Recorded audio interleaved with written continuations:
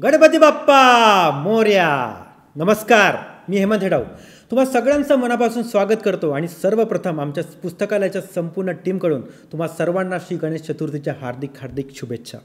मला माहीत आहे महाराष्ट्राच्या घराघरात श्री गणेशाचे आगमन झालेले आहे. दरवर्षी श्रावण महिना सरून भाद्रपद चतुर्थीला आपले लाडके बाप्पा आपल्या सर्वांना भेटायला, आपल्यासोबत राहायला, नाचायला आणि आपल्यातलेच होऊन जायला येतात. त्यांच्या आगमनापासून ते विसर्जनापर्यंत प्रत्येक एक मराठी माणूस आपली सगळी कामं, त्रास, आजार, दुःख बाजूला ठेवून त्यांच्या सेवेत रुजू होतो आणि त्यांना कोणत्याही गोष्टीची कमी होणार नाही याची काळजी मात्र घेत असतो.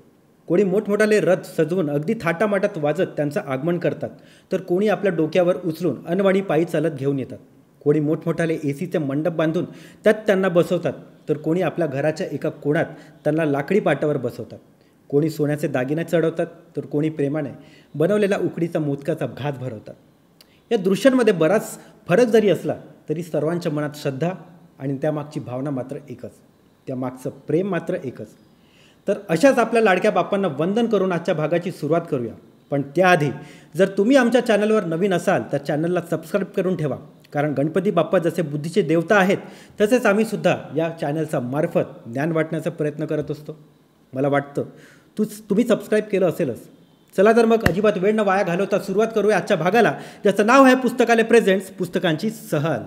व्हिडिओचं टायटल आणि थंबनेलवरून तुम्हाला समजलं असेलच की आज आपण ज्या पुस्तकाची माहिती घेणार आहोत हे पुस्तक आद्य देवता श्री गणेश म्हणजेच आपल्या लाडक्या गणपती बाप्पांवर आहे.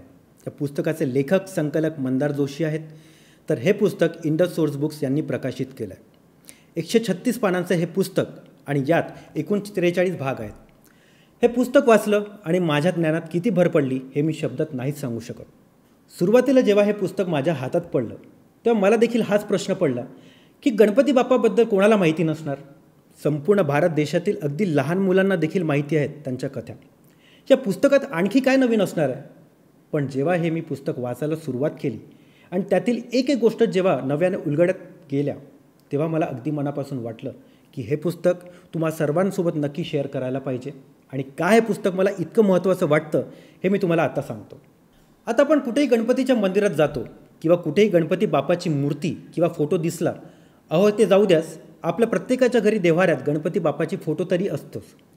त्याला आपण दिवसातून एकदा तरी नमस्कार करतो आणि आपसुकच आपल्या तोंडून काही ओळी निघतात ज्या आपण लहानपणापासून आपल्याला शिकवल्या गेल्या आहेत, आपण जागोजागी वाचल्या आहेत. आणि त्या ओळी म्हणजे वक्रतुंड महाकाय कोटी सूर्य समप्रभ निर्विघ्नम कुरुमे देव सर्व कार्येषु सर्वदा.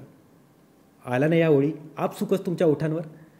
पण तुम्हाला एक गंमत माहीत आहे का, आपण ज्या या ओळी म्हणतो या अपूर्ण आहेत. का बसला ना तुम्हाला आश्चर्याचा धक्का. पण हे खरं आहे. हे एक श्री गणपती स्तोत्र आहे. या स्तोत्रामध्ये एकूण 4 श्लोक आहेत आणि त्यामधील 3ऱ्या श्लोकाच्या या 3 ओळी आहेत. आहे की नाही गंमत. आता ज्यांना हे आधीपासून माहीत होतं त्यांच्यासाठी नसेल गंमत, पण ज्यांना हे पहिल्यांदा माहिती पडलं असेल त्यांची अवस्था मात्र माझ्यासारखीच झाली असेल. या पुस्तकात 20पेक्षाही अधिक स्तोत्रांची माहिती दिली आहे. ते कोणी लिहिले, त्यातील विशेष काय आहे आणि मुख्य म्हणजे त्यांचा संदर्भ कुठे आढळतो याची माहिती या पुस्तकात आपल्याला मिळते. गणपती बाप्पाची माहिती आपल्याला एकाच ठिकाणी मिळत नाही, तर वेगवेगळ्या ग्रंथात, पुराणात वेगवेगळी माहिती आपल्याला लिखित स्वरूपात मिळते. या सर्व ग्रंथांमधून माहिती गोळा करून लेखकाने ती आपल्यापर्यंत पोहोचवली आहे. जर का आपल्याला कोणी विचारलं की गणपतीचा जन्म कसा झाला, तर आपण पटकन सांगतो की पार्वती देवी एकदा स्नान करण्यास गेली असता तिनं नंदीला पहारा देण्यास सांगितला होता. तेव्हा तिथे शंकर भगवान स्वतः आले, पण नंदी त्यांचा सेवक असल्यामुळे तो त्यांना आत जाण्यापासून अडवू शकला नाही. पार्वती देवीला या गोष्टीचा खूप राग आला आणि तिला वाटलं की कोणीतरी असा व्यक्ती पाहिजे जो माझं सारं काही ऐकेल, फक्त माझीच आज्ञा पाळेल. म्हणून पार्वती देवीने स्वतःच्या मनापासून एक मूर्ती बनवली आणि त्यात प्राण ओतून जिवंत केलं. ही कथा आपल्या सर्वांना तोंडपाठ आहे आणि ती अगदी खात्रीने आपण सांगू शकतो. पण तुम्हाला हे माहीत आहे का, ही कथा फक्त एकाच पुराणात आहे. गणपती जन्माच्या अशा आणखी एकूण 12 कथा आहेत आणि प्रत्येक पुराणात वेगवेगळी कथा आपल्याला वाचायला मिळते. आणि हे देखील मला या पुस्तकामधूनच माहिती पडलं. कोणत्याही देवाची पूजा करताना एकतर त्यांची मूर्ती हवी असते किंवा मग त्या देवतेचे यंत्र. आपल्या पुराणात भूमितीचा देखील समावेश होता. एका सपाट भागावर चौकोन, त्रिकोण, गोल काढून त्यात वेगवेगळ्या राखाण्यात आकडे लिहून त्याची पूजा केली जायची. वेगवेगळ्या कार्यासाठी वेगवेगळी यंत्र वापरली जायची.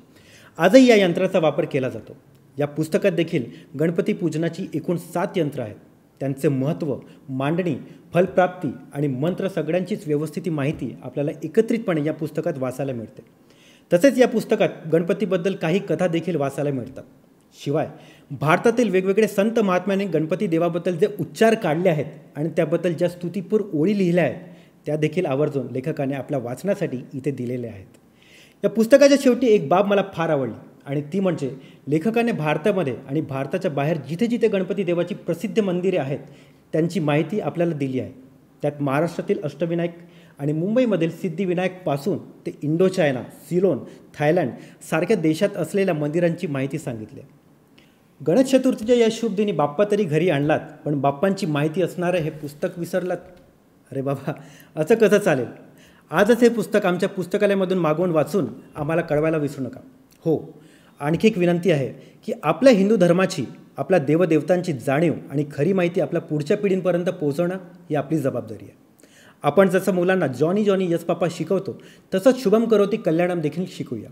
म्हणूनच हे पुस्तक नक्की मागवून आपल्या मुलांना किंवा नातवंडांना भेट द्यायला विसरू नका. त्यासाठी फार काही करण्याची गरज नाही आहे. फक्त खाली डिस्क्रिप्शनमध्ये लिंक दिली आहे, त्यावर क्लिक करून तुम्ही हे पुस्तक घरबसल्या मागवू शकता. चला तर मग वेळ झाली आजच्या भागात इथेच थांबण्याची. पण तुम्ही कुठेही न जाता सगळ्यात आधी हा भाग कसा वाटला हे आम्हाला कळवायला विसरू नका कमेंट बॉक्समध्ये. आणि आमचा हा प्रामाणिक प्रयत्न जर तुम्हाला आवडला असेल तर चॅनलला सबस्क्राईब करून हा व्हिडिओ जास्तीत जास्त शेअर करा. दरवर्षीप्रमाणे यावर्षी देखील गणपती बाप्पा तुमचे विघ्न दूर करो आणि तुम्हाला सद्बुद्धी देऊन नेहमी यशवंत ठेवो ही पुस्तकालयांच्या संपूर्ण टीमकडून प्रार्थना करतो आणि तुमची रजा घेतो. पण तुम्ही कुठेही जाऊ नका, कारण माहीत आहे ना, अहो तेच काही ना काही वाचत राहा, कारण वाचाल तर वाचाल.